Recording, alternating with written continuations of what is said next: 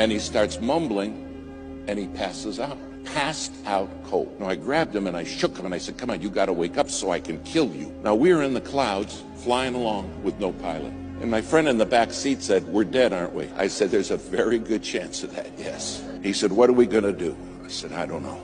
But there was a radio right there, and I handed him the microphone and I said, start asking for help. So he's in the back seat reaching up and he said, hello, hello. We didn't know any proper radio etiquette. All we were saying was hello.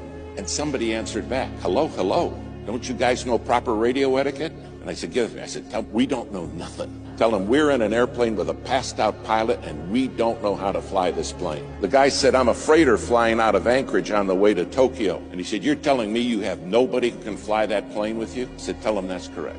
Now you got to understand, I am sweating bullets. He said, the first thing I'm going to do is start circling so I don't lose you, because I'll fly out of range of your radio and you won't have me anymore.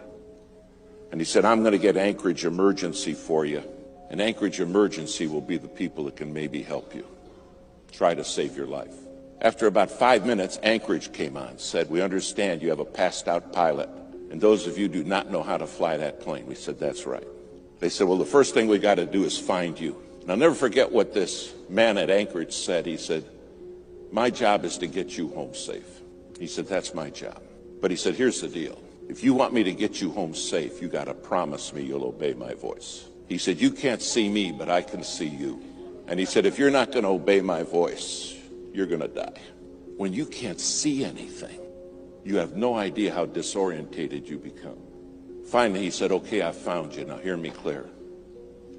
He said, you're 4 minutes from a mountain. He said, you're going to crash in that mountain and die. Follow my voice. I never said, I have to follow your voice? Is that reasonable? You see, I understood without his voice, I had nothing. And do you understand? Without God's voice, you have nothing. Nothing.